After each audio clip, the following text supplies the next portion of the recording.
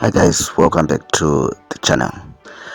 If you're just passing by, please consider subscribing so that you get notified of future videos. Like this video to motivate me to continue posting videos like these, as well as to get this video in front of other traders.